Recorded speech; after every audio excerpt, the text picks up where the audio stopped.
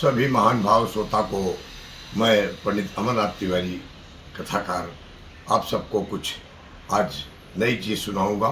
सभी का सादर अभिनंदन साधुवाद मंगल की कामना करता हूं। पहले मैं एक जो चौपाई विदेशों में गाई जाती है वो चौपाई एक सुना के फिर आगे मैं कथा करता हूँ। चौपाई है मंगल भवन अमंगल हारी द्रबहु दशरथ अजीर बिहारी। इसका अर्थ भी जानने की कोशिश कीजिए। मंगल भवन अर्थ अपने आप बता रहा है। मंगल भवन, भवन में मंगल हो अमंगल दूर हो। ऐसे राजा दशरथ के बाल स्वरूप उनके पुत्र श्री राम जी हम पर कृपा करे, हम पर कृपा करे। इस तरह अर्थ के बाद हम एक लाइन का भजन कहते हैं। सीताराम सीताराम सीताराम कहिए, जाहि विधि राखे राम ताहि विधि रहिए। विधि का विधान जान हानि लाभ सहिए। सीताराम सीताराम सीताराम कहिए। आज मैं कालिदास जी की कथा सुनाना चाहता हूँ और आप लोग ध्यान से सुनिए। माँ का भक्त था कालिदास। रोज माँ की याद में रोज भजन गाता था, रोज भजन गाता था और माँ का भजन करता था। माँ का भजन कर ले थोड़ा थोड़ा, भजन करेगा तो बड़ा सुख पाएगा। आत्मा का सारा मैल मिट जाएगा, सारा मैल मिट जाएगा। इसलिए कहा गया है 24 घंटे के अंदर आप लोग भी 2 घंटे नहीं आधे घंटे, 1 घड़ी आधी कहा गया है।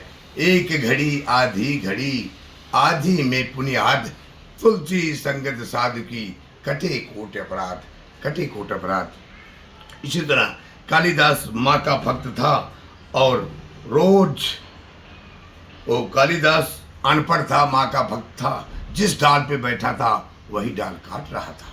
एक पंडित जी आए, बोले क्या तू पागल हो गया है? बोला चल तेरी शादी करा देता हूँ। पंडित जी कालिदास को नया वस्त्र पहनाए और ले जा करके विद्योत्मा का स्वयंवर था वहाँ ले गए।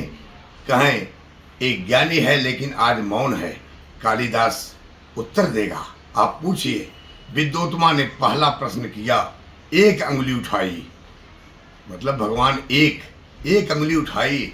लेकिन वहाँ कालिदास सोचा कि विद्योत्मा मेरी 1 आंख फोड़ना चाहती है, 2 अंगुली उठाए।